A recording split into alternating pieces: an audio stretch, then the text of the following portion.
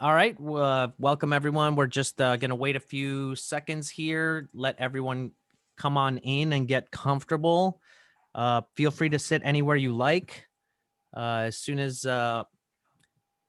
we see everyone has joined, we will go ahead and get started here. All right. See some folks are joining here. See some familiar names. Great to see you guys here. All right. More folks are rolling in. Welcome. Welcome. All right. Look at that. Look at all these folks joining. All right.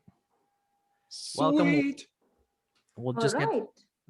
just Welcome. get Let's give started. I think. another. Let's give another minute. You think, Matthias? Yeah. Or Yeah. Let's people are still. people are still popping in here. So let's Yeah. wait for everyone to pop in, get all comfortable, and then we'll get started with our awesome session coming up. I'm super excited for this. I'm excited too. I've learned so much already today, and my mind is even more open for learning now than after that amazing keynote by Linda Rising. So, okay. What a great day today. Lot of goodies. Yes, we'll never forget this day for There you go. sure. All right, I think, all right, we'll just wait a little bit longer. We're still in the 2:15 time over here. See more folks are joining. Yep. Great to see you guys. Thank you for coming. This is awesome. All right. Still popping in. I'll wait till 4 seconds between popping, and then we'll go ahead and start. That's how you know the popcorn is done.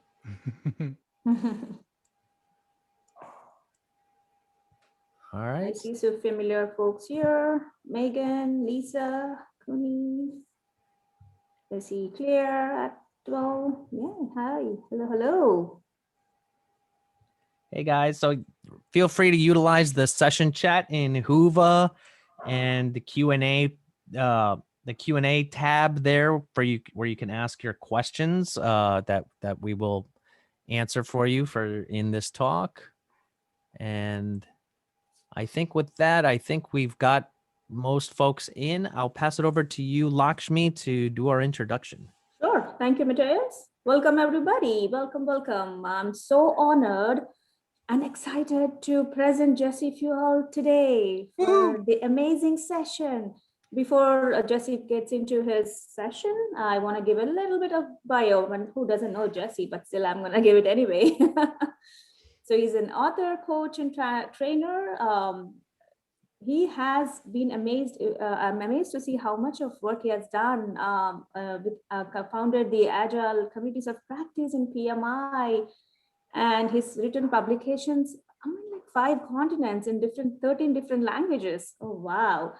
And Jesse has been coached thousands of leaders, practitioners, 5 continents, 13 countries, and also he has earned 2013 IEEE Computer Science Golden Core Award. So much of energy, only Jesse can do it. Well, and not to forget his new book, Untapped Agility, the 7 leadership moves to transform your agility. So that is another amazing book that Jesse has launched. So without further delay, I would give it over to Jesse Fewel. Thank you, Jesse. It's all yours.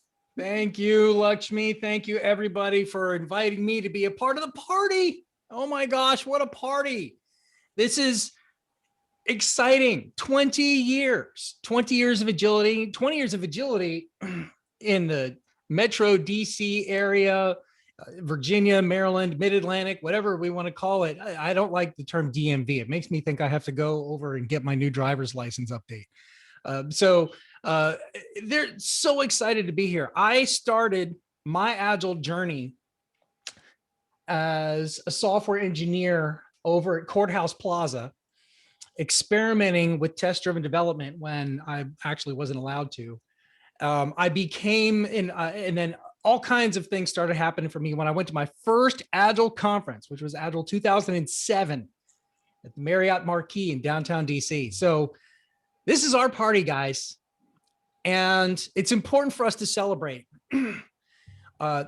Specifically, today's expectations of modern leaders have changed because of you, because of what you have championed, because of what you have influenced, because of what you've practiced in your everyday work.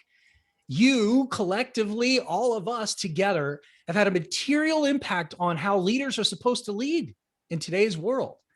You can't get by today as a leader the same way that you were 20 years ago. Things have changed. And let me just give you a quick stat. Do a search on LinkedIn for how many people mention the word agile in their bio. It's 7 million people.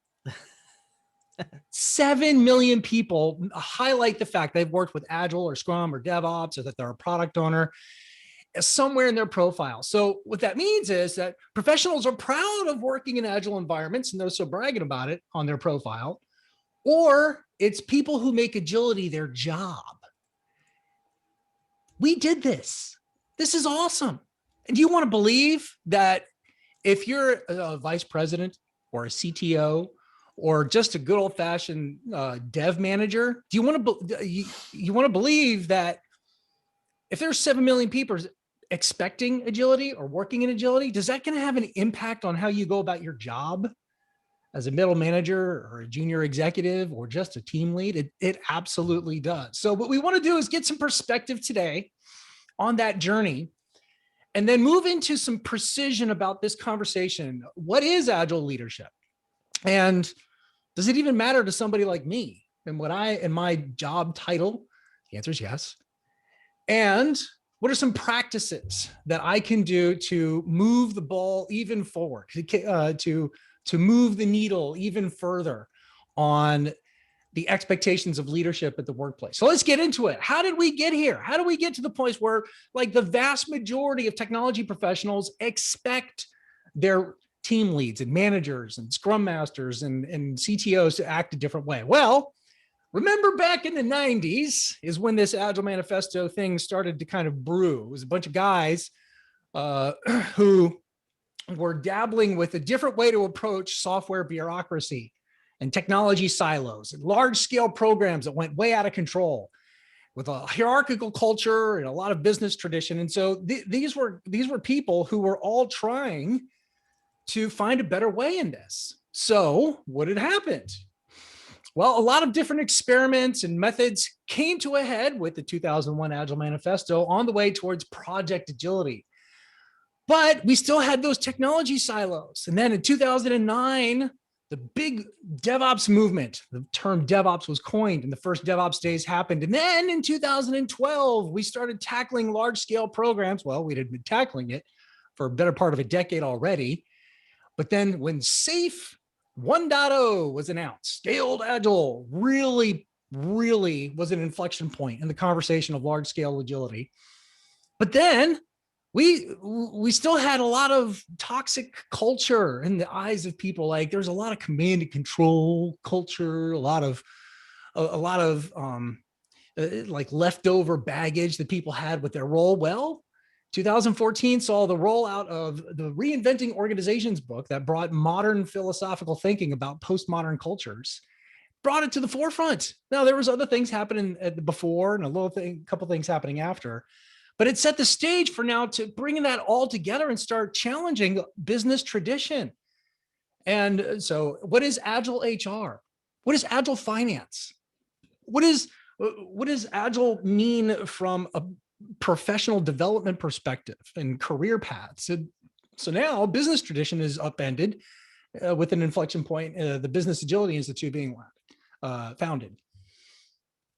And when you step back and you take a look at this, the further our community pushed, the more impact we've had on leaders. As soon as we solved a problem, another problem revealed itself as being the next impediment, the next constraint in the value stream that we needed to then resolve. And along the way, we started tackling these new kind of leadership expectations. And so I'm just going to invite everybody here to celebrate a little bit, just reflect in the chat window in Whova. Just what Agile value, principles, or practices do you feel What one comes to mind as having the most impact on people lead each other today? So if you've got a team lead or a tech lead or a dev manager, an ops manager, a QA manager, or a CTO, or somebody like that, what's your favorite agile value, principle, or practice that you've seen have a material impact on how those leaders, managers, executives go about their job? So go ahead and type anything into the chat window, and we'll see what you feel comes to mind. I'll tell you one thing comes to mind for me is the Scrum roles.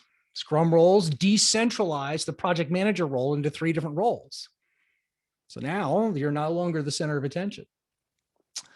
Also saw another one is this idea of self-organizing teams. What does self-organizing even mean? Well, let's have a conversation. Let's self-organize our definition of what self-organizing actually means. Those are just a couple of examples. And I'm sure you can probably think of some examples as well. So go ahead, as we're going through, feel free to just chat in the chat window as we go through, as we continue forward. But some things might come to mind that, the impact of our community, it stems from how we talk about ways of working and the practices that we implement. So another one of those values and principles is servant leadership. We've heard about that. Well, what does that mean? Well, maybe we need to do some homework and read the books. Or those practices of retrospectives where we don't have to have everything figured out as leaders. We're allowed to learn. We're going to operationalize learning. So you don't have to have everything figured out. And then team agreements.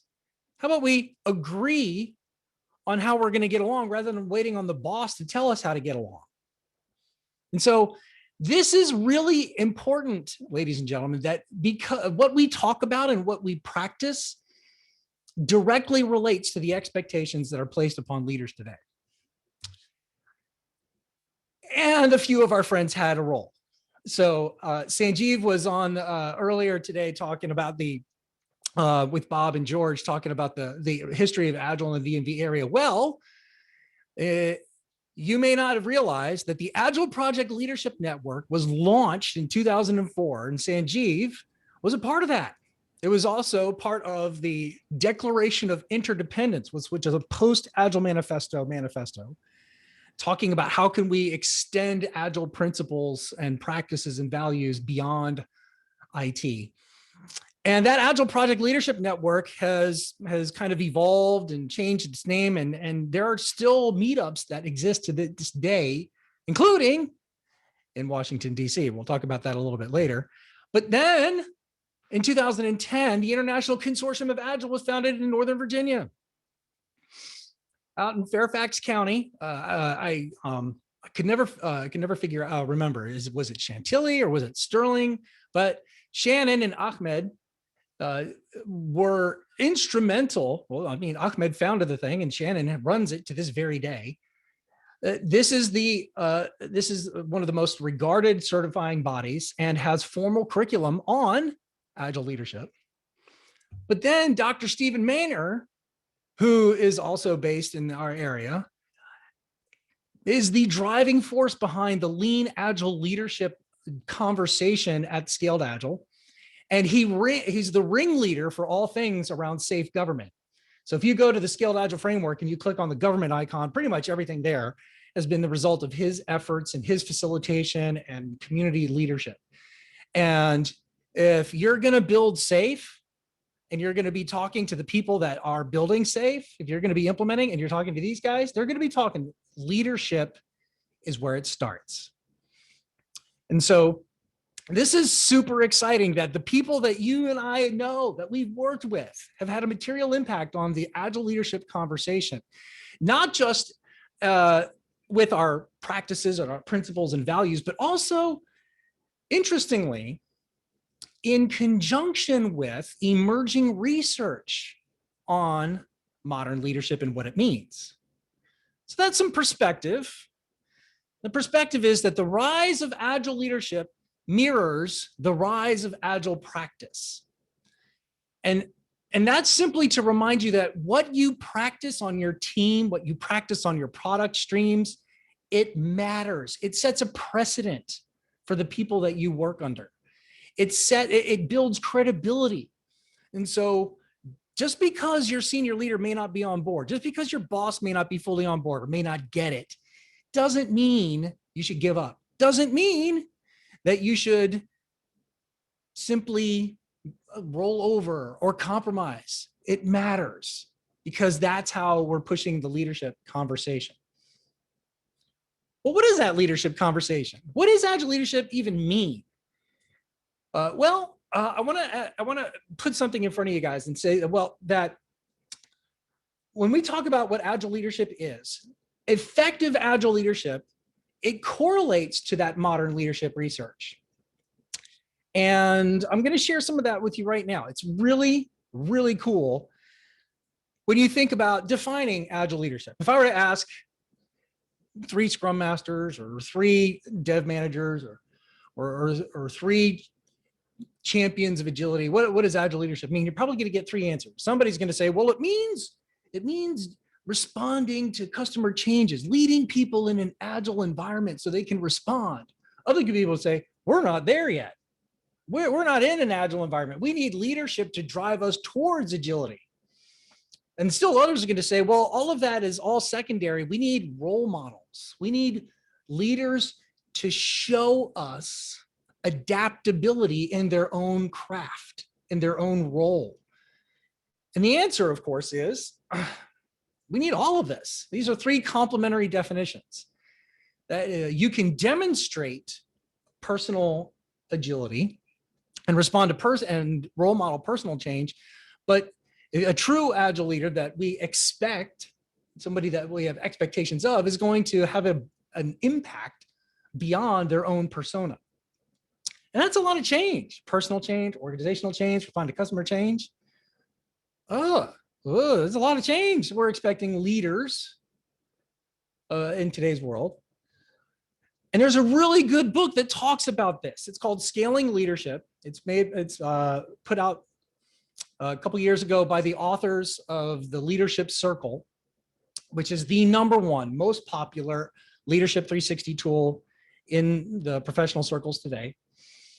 And this is a fascinating description that they have, that all of that change, the personal changes, the role changes, the organizational changes, responding to market changes, that VUCA, volatility, uncertainty, complexity, ambiguity, is much higher than people have ever expected.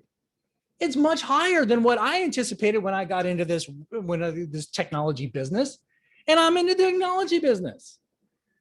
There's no longer a lot of stability or certainty or simplicity or clarity to rely on. Here's the problem. The market has moved, the business world has moved, but my persona has not.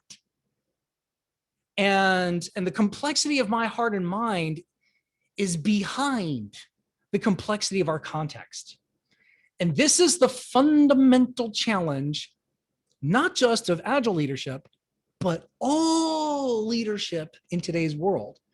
And so the leadership research community has been studying what is the impact of all of this VUCA on everybody, regardless of whether you're using Kanban or scaled agile or any or DevOps, Scrum stuff.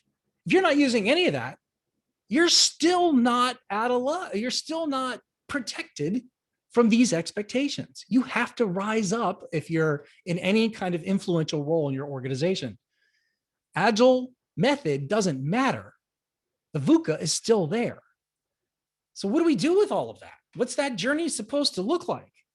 Well, the book goes on to say that excellent creative leadership that responds to all that change, well, about 28% of all leaders do it well. And let's be honest, these are the people that we would say get it. You know, she's awesome. She just gets it. She gets the agile mindset.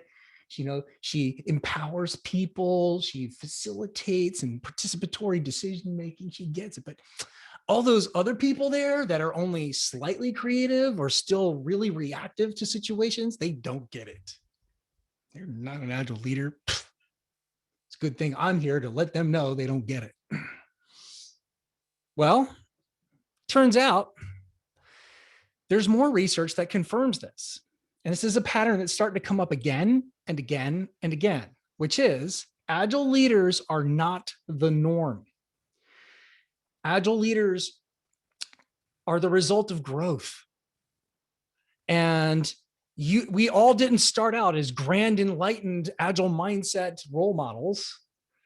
I'll be the first one to tell you, I went for that PMP exam because I wanted to be an influencer. I wanted to fix things, and everybody around me was doing it wrong. And I knew I could do it better. I could be the hero. That's why that's why I jumped out of the software engineering role into the project management role. I wanted to bring people along, but they needed me who got it. And all those people didn't get it. And why is this? Why is it that we don't see agile leaders as often as we desperately want to see them? Why is it that there are so many out there, the managers, the scrum masters even, let's be honest, that are just still very much in their own egos? And the answer is because of the very problem we're trying to solve. We're trying to solve an environment that rewards ego, an environment that highlights, that has an undue bias towards extroverts, for example, an undue bias towards people who seem to not have everything figured out. And so we're trying to solve this problem and getting past all of this baggage, this institutional baggage. And so that's the leader's journey. And we have a pretty high bar as agile champions around what leaders are supposed to look like. Let's contrast that with the practitioner's journey. This data comes from the 14th annual State of Agile report. And if you look at agile practice, it follows a bell curve. On the one left-hand extreme, you got still 10% of the industry still ain't doing no agile. And then the majority of maturity is right around the middle, practicing but not improving. But there's only a few people on that far end that have really got it figured out. And as champions of agility, as people who push for better ways of working, we ignore the laggards. We'll get to them later. And the beginners are super agitating. These are the people like, can't we just use man-days instead of story points? 1 point equals 1 day. And that's just chalk, that's fingernails on the chalkboard. I can't stand that. Or, welcome to the daily stand-up. Just everybody tell me what you did, and then I'll write it down in the meeting minutes for today's stand-up. And you're just like, oh my gosh, fingernails on the chalkboard. We tolerate them because they're on the journey. And then as people start showing more maturity, we get excited about being a part of it. And there's even some that we truly admire. When's the last time you saw an agile leader that you truly admired and wanted to emulate? I bet it's less often than you reading a case study about a continuous delivery pipeline and really admiring that. And so what that means, champions, is we need to come to the grips. We are less patient with the leader's agile journey than we are with the practitioner's agile journey. We have a lot more tolerance for people figuring out story points and figuring out daily stand-ups and figuring out retrospectives and CI/CD pipelines. We got a lot more patience with people that are figuring that out if they're not key influencers, and yet the influencers are the ones on the journey as well. So it's just really interesting that the precision that we're talking about this agile leadership could benefit to be a little bit more on the money about the journey of growth that we expect. All right, fair enough, Jesse, but what are we supposed to do then? Well, we've already had some impact, but you're telling us that the impact that we're having is a little bit unbalanced, a little bit biased. All right, fair enough. What are we supposed to do? Well, first, I recommend walk the talk. So if you noticed in the research, only 10 to 20% of all leaders, all of them, exhibit the kind of agile leadership that we're looking for.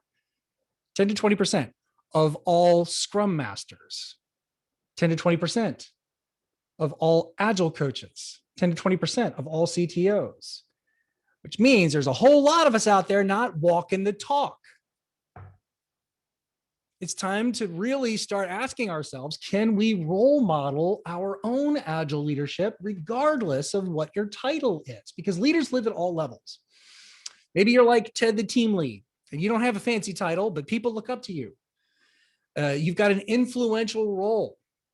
Or you're Maria, the manager, where, okay, you've got some budget and some direct reports, not a fancy title, but you've got some resources. And so maybe people are looking to you to be the Agile champion and make some influence and maybe a role model. And then, yeah, maybe there are some Emmett, the executive out there who's got the fancy title. And we look up to Emmett there to kind of be the Agile leader. But don't forget about everybody else. It doesn't matter what your title is or what your level is at. I'll give you an example. Let's say you're Ted, the team lead, Maria, the manager, Emmett, the executive, and you're a little bit imperfect. I'm the Scrum Master. I should run the retrospective. I'm holding teams accountable to our compliance with our playbook. Or the executive would say, we need DevOps by the end of the year. No excuses. This is the kind of leadership that we would all roll our eyes. We'd all say, Scrum Master doesn't even understand what Scrum's supposed to be about. That Agile coach, Agile coaches, all Agile, no coach. Let me just tell you. Well, here's my challenge. Could you look in the mirror every day and ask yourself, is there growth opportunity for me in my role modeling of leadership behaviors as Ted, the team lead? Yeah, okay, I enjoy setting the retrospective agenda. I shall let go and see what happens. Or I believe strongly in a consistent Agile playbook that every team is embracing, and that way, in fact, I'm measured as an Agile champion as to how many teams are using the playbook. But you know what? I'm open to suggestions because all truth comes from the teams. Okay, I can do that. Or if you really want to be a senior leader driving a transformation, ask your staff for their recommendations. And then, of course, understanding stakeholders and understanding and understanding different kinds of tasks is one thing.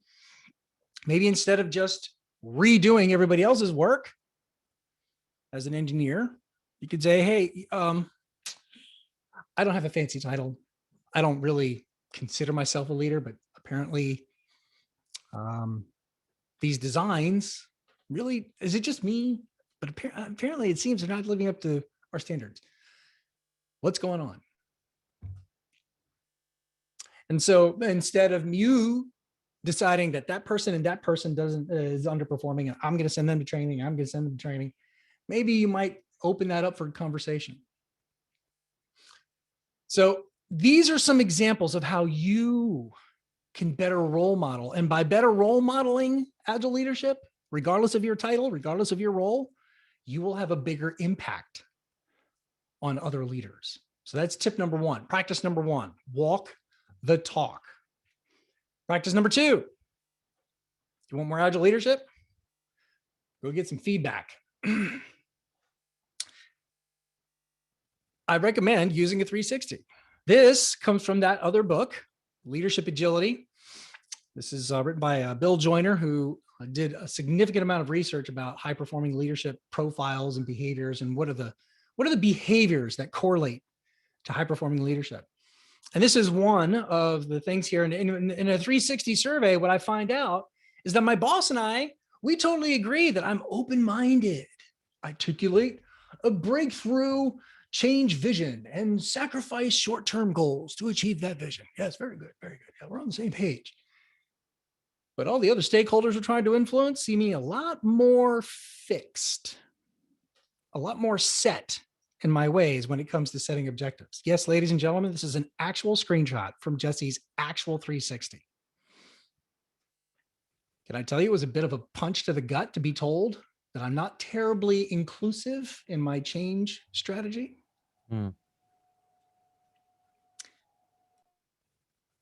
Now, this is really powerful stuff. And so with that, there's a little bit of a warning, a little bit of an advice that I want to offer you guys. Feedback is risky.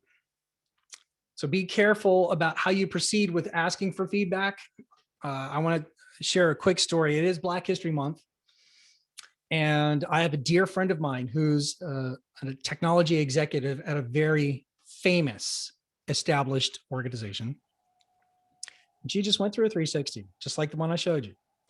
And it was filled with microaggressions about how she should perform as a Black woman technology executive, how she should come across as more authentic by really dialing it down. So be careful, be picky about who you ask for feedback, whether it's a 360 or just a coffee, a virtual Zoom coffee. You can schedule a virtual Zoom coffee with one of your colleagues that you trust and respect and just say, hey, I'm looking to role model agile leadership more effectively. What might you see as some of my blind spots? That's a brilliant conversation. You don't need a 360 to do that. Just be picky. Also, when you go on that journey and you start asking for some feedback, get a professional executive coach or a leadership coach to help you sift out the signal from the noise. Because you're, like we said, there's going to be a lot of stuff that starts to come out. And that stuff, it's going to be difficult to say how much of it is truth and how much of it is my bias. How much of it is somebody else's bias? And how do I find the truth? The organizational coaching community has this phrase, which is no matter what you disagree with from somebody else's opinion, there's always 2% of it that's true that you need to listen to. What's the 2% of truth that lives in your critics' opinions? It takes help. It takes help to really sift that out. And then once you do, give yourself some grace. The fact that you're leaning into feedback, the fact that you're opening yourself up to new information means you're exhibiting an agile mindset. It means you're role modeling agile leadership. And it also means you're going to take a blow to the gut, some punches to the face. Welcome to leadership. Welcome to being a role model. This is what you signed up for, to advocate for agility in your organization, is to be the kind of person first that you expect others to become. Finally, another practice. If you want to foster more agile leadership, get connected. Get connected. I'm pleased to announce to my Agile DMV counterparts today that the Agile Leadership Network DC is back in business. Yay. We used to meet over in Tyson's Corner. And then 2 years ago, we couldn't find a space, couldn't find speakers to drive down to. Who wants to drive to Tyson's Corner at 6 p.m., 7 p.m. after work? Bleh. Oh, I know. I'll go on the Silver Line. No, thank you. No. So we're super excited. We're totally jumping on this Zoom meetup bandwagon, and we've already got some exciting speakers lined up. So go over to the meetup and check that out. And that'll be a good way for you to get connected on this topic of agile leadership here with your Mid-Atlantic colleagues. Also, if you can't make specific time slots, then you can go asynchronous with the Relearning Leadership podcast. Pete Behrens is one of the creators, along with Sanjeev, is one of the creators of the Scrum Alliance Agile Leadership Certification. And he's got a podcast now where he's expanding the dialogue of agile leadership to relearning leadership of any kind of space and sector. So there's some good content there. It's available on all of your favorite podcast platforms. And if you want to get connected to me, well, feel free to hop on over to Untapped Agility and check out a free excerpt of the book, free goodies there. And if you want to go into this more deeply, you can reach out to me for some agile leadership content at any time, anywhere. But that's what I wanted to share with you guys. I wanted to give a little bit of perspective on the journey, which was agile leadership. Impact that we've had is based on operationalizing an agile mindset in a way that impacts other leaders. Also, we're a little bit less patient with the leader's journey than we are with the practitioner's journey. And there are very few people out there, statistically speaking, according to the research, that exhibit the kind of agile leadership behaviors that we really want everyone to exhibit. So we need some patience. And then finally, there's some things that we can do to role model it better ourselves. Can't be yelling at your boss for not being a good agile leader if you're not walking the talk and finding other people around you to help you walk the talk more effectively. So with that, this is my contact info. I'll leave it here for a little bit. And we'll just kind of go into some Q&A and some chats. What do you guys see out there? Yes, sir. Hang on, let me switch this back here. Okay, so we have a question from Q&A here. So how do you reach a leader who doesn't have an agile mindset, but nonetheless is experiencing significant financial success and sees no reason to think differently?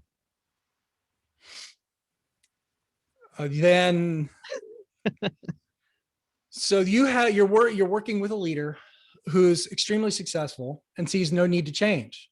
So that's my question back to you. What's the problem that needs to be solved? Well, if the problem is that they're toxic on their path to being successful and they leave a trail of dead bodies behind them, well, they may not care. And it might be time for you to fire your boss. We talk about Steve Jobs and Jeff Bezos as these heroic technology leaders, but let's be honest, Amazon is where overachievers go to feel bad about themselves. That's the joke about the Amazon culture. And Steve Jobs, with all the biographies we've heard, was impossible to work with and work for, and yet he was super brilliant. Elon Musk has burned through a handful of leadership teams. So there is a very real dilemma about overachieving technology leaders who go about a lot of success on the backs of other people. And yet it doesn't sustain the way Tony Hsieh's legacy is going to sustain the test of time. Tony Hsieh, who unfortunately passed recently as the founder of Zappos, is the people that is the kind of role model of agile leadership that everyone is looking to, about the kind of culture I want to create. So it's a tough call. It's a tough call. It is a very real dilemma about the success of toxic, overachieving leaders who get a lot of glory and a lot of money, but may not stand the test of time. I'll be very interested to see how Amazon fares now that the center of gravity is leaving the building. We could spend a little bit more time talking about that, but it's a tough dynamic. You've got to find, here's the one tip I'll say, find what resonates with that senior leader. So they don't care how you feel. They don't. So stop preaching that. Preach what matters to that senior leader, which might be their market share. It might be the sustainability, it might be the fact that they can't be everywhere at the same time, and they need to find people to groom to expand their influence and capacity so that they can be in multiple places at once. So find what resonates with that toxic senior leader and then use that as an entry point to a conversation about expanding their horizons a little bit. Thank you, Jesse. Great points. Lots to think about. We have another question here from Rahul. What's the key to moving from manager to executive in the agile leadership space for most people? So Rahul, I really like that question because one of the fundamental misperceptions is that leadership is related to your level. And leadership is related to your role. And what the research is revealing, and this is what everybody has an expectation of, that the more senior you are, the better leader you should be. But what the research, as we shared, revealed that leadership effectiveness is orthogonal to leadership level and role. And what that means is that if you, and you can think about this in your own experience, who's the one boss, the direct supervisor you worked for once that you absolutely loved working with? They were a smart manager, collaborative, got your back. And then think about the worst executive you've ever worked with. And it seems like it's more frequent that there's those like executives that we work with that are super annoying and super frustrating that aren't getting. And then once in a while, we might trip over a great one. Once in a while, we might trip over a great manager, but most of the managers are super annoying and frustrating. And what you see is the pattern is your level is orthogonal to your leadership effectiveness. So the challenge I would say is that the difference is that the more senior your leadership role, the more impact you have, the more damage your ineffectiveness causes, and the more virtue your effectiveness causes. So the more senior your role, the more impact you have in a wider radius and a deeper level. But that doesn't necessarily mean that people at that level are the only ones who need effective leadership. Be good where you are. It'll take you where you want to go. Great point. Thank you, Jesse. I think we have, let's see, we have 5 more minutes. Let's take another question here. What powerful question can be asked when trying to help 2 operation managers for the same department so they can come together and work as a team? Yeah, so I'll go back. Great question, because one of the things that's super frustrating is when you see 2 leaders going at it when they should be leading. And instead they're fighting their own little silo battles. I'm right. No, I'm right. No, I'm right. Well, so if I'm in that situation, if I'm stuck in the middle, I'm going to wait to explain and start first with listening. And I might sit down with each of those leaders privately, and I might ask them, what is this about? Like, what's at risk here? So that's the powerful question. This is the powerful question that is used significantly by the leadership circle community. What's at risk if this doesn't play out the way that you think it should? Is it truly high stakes, or is it merely just annoying?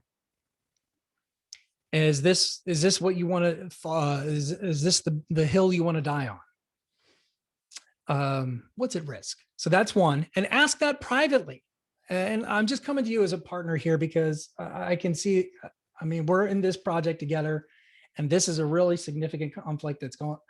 And so I'm here with the Zoom coffee because we can't do Starbucks at the office anymore.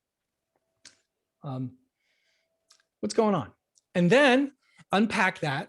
And as you're listening, you might find 1 or 2 nuggets of agreement.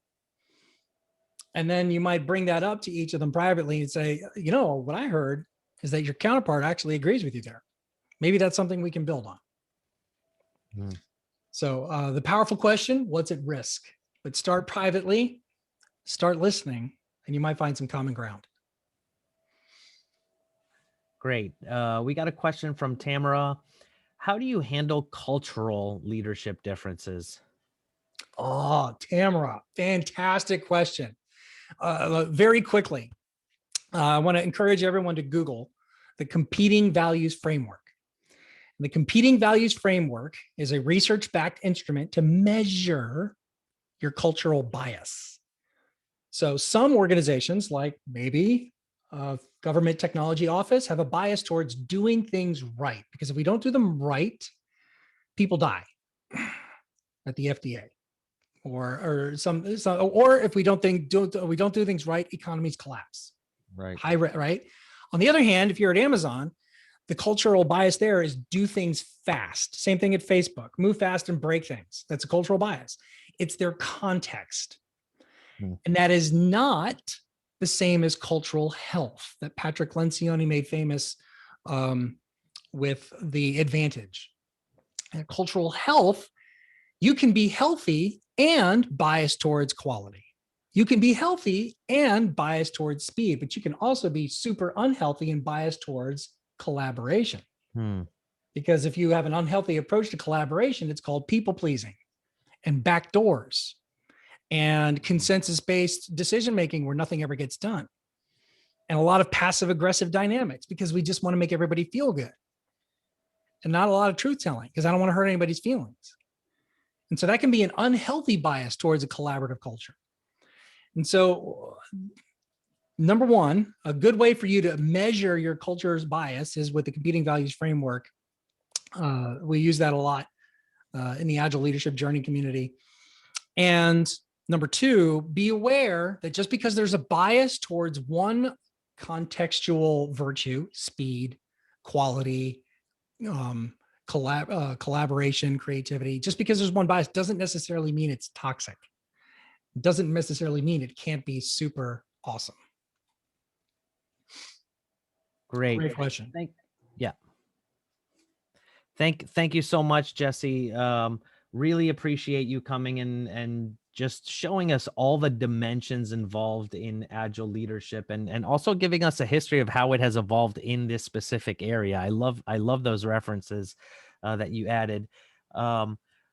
Thank you everyone for joining this session. We'll now end it, and you got we will upcoming now is a panel discussion on we have some leaders from this area who will be having a panel discussion and talking about kind of some big picture things on where we are. So please join that. Looking forward to more. The day is definitely not over by any stretch. So looking forward to continuing. Thank you again, Jesse. And feel free. You can look up lots of information from Jesse here for more. And thank you all. And we'll now end the Zoom and then we'll continue on in the next session. Thank you, everyone. Thank you. Thank you. Bye-bye. Thank you. Bye. Bye.